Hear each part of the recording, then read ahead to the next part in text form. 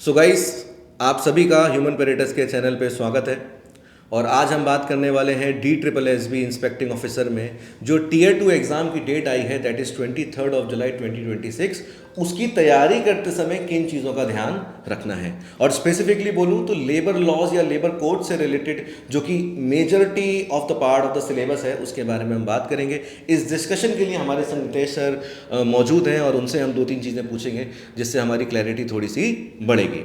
तो to put it in the context, अगर बात करें तो सेक्शन 1 जो इस पेपर का है, जो कि 200 मार्क्स का है, उसमें majority of the topics labour laws के हैं सर। उसमें लेबर लॉस से रिलेटेड रूल्स भी हैं और लेबर कोड्स भी उसमें पढ़ने के लिए बोला गया है, साथ में केस लॉस भी जो है पढ़ने के लिए है। तो सबसे पहला सवाल तो सर इन सब को हटा के मैं एक ही चीज़ पूछूंगा, ये जो नया लेबर कोड्स आया है इसने बहुत सारी कन्फ्यूजन्स क्रिएट कर दी हैं, क्योंकि सेम ही चीज़ के बारे में फिर से पढ़ना पड़ेगा। उदाहरण के तौर पे अगर EPF एक्ट पढ़ा है तो वही सेम चीज़ आपको कोड ऑन सोशल सिक्योरिटी में भी पढ़नी है। तो एक कन्फ्यूजन सा फैल गया है सर, सबसे पहले इसी के बारे में हमें थोड़ा सा बताइए।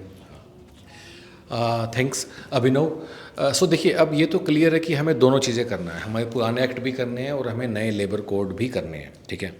अब सवाल ये है कि करने का तरीका क्या है।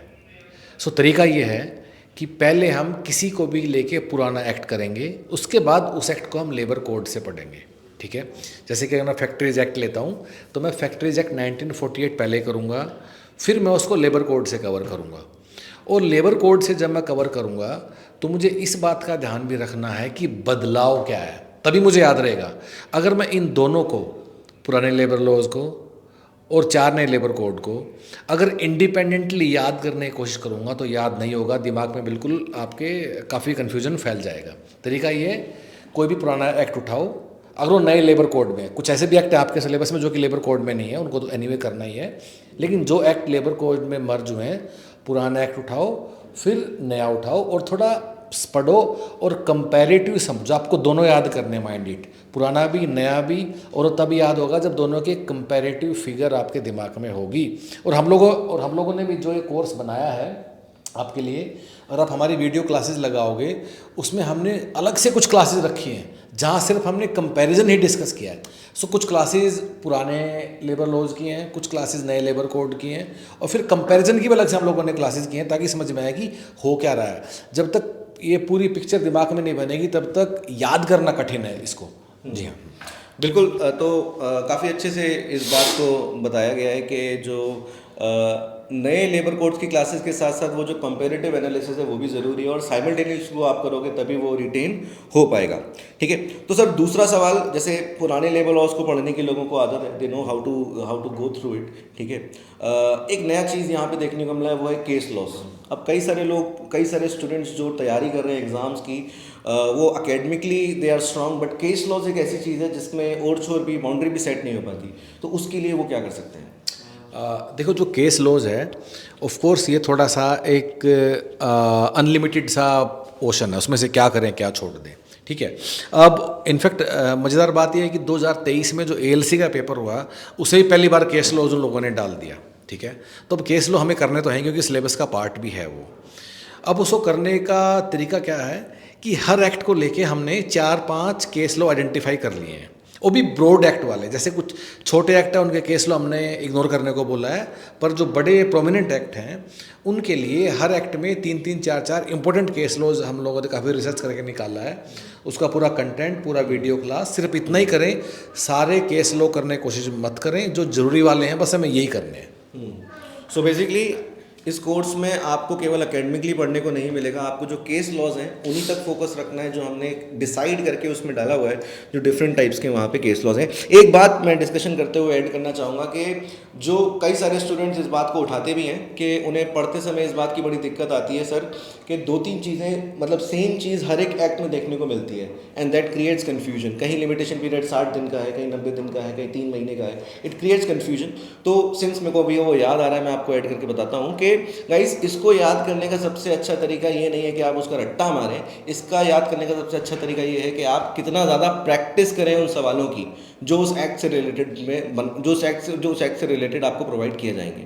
यहाँ पे मैं ये भी हाईलाइट करूँगा कि प्रैक्टिस करना इस एग्ज़ाम के लिए बहुत ज़्यादा ज़रूरी है, क्योंकि थ्योरी को याद करने का तरीका ही यही है कि आप जितना ज़्यादा प्रैक्टिस करें उतना ज़्यादा आप अभ्यस्त हो जाएंगे, इंट्यूटिवली समझने लगेंगे कि कहाँ पे कौन सी बात लिखी है। ठीक है, तो इसके बाद आई थिंक हमारा डिस्कशन जो लेबर कोड्स और केस लॉ से रिलेटेड या फिर लेबर लॉ से रिलेटेड भी था वो पूरा हो गया।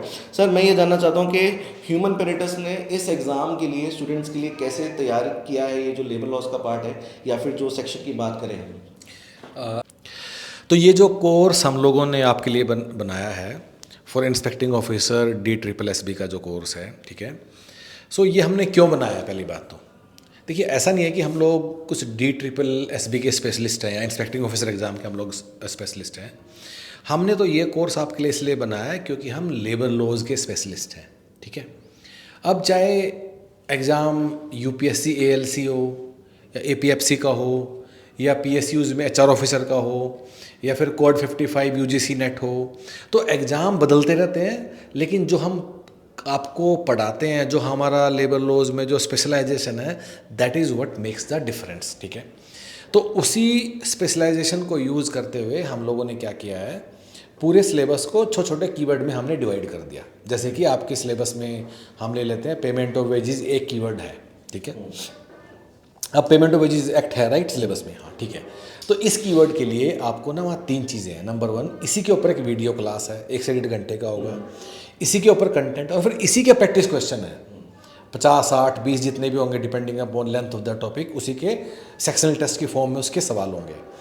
तो इस तरह कीवर्ड बाय कीवर्ड आपको सिलेबस पूरे करते जाना है। जैसे ये हो जाएगा उसके बाद फुल लेंथ मॉक टेस्ट देना है।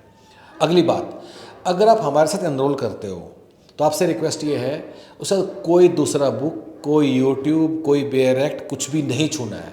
जो हमने दिया इसी करना है, इसी को 1 बार, 2 बार, 5 बार जितनी बार कर सकते हो 23 जुलाई से पहले वो करना है। And you do not need anything else, depend completely upon us. ठीक है, तो इस तरह इस कोर्स का आप पूरा करेंगे, सिस्टमेटिकली करेंगे।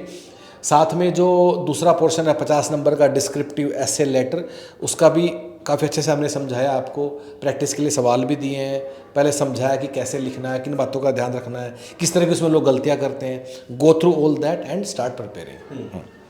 सो गाइस, आई होप कि इसके बाद आपको थोड़ा सा क्लैरिटी मिली होगी कि कैसे इसमें तैयारी करनी है लेबर लॉज में और लेबर कोड्स में। काफ़ी डिस्क्रिप्टिवली हमने इस चीज़ को शेयर किया है। और अगर आपको और भी कुछ पूछना है, कोर्स में एनरोल करना है, कुछ जानकारी चाहिए, तो नीचे दिए नंबर पे आप कॉल कर लीजिए, डायरेक्टली टीम से कनेक्ट हो जाइए। And all the best for your exam.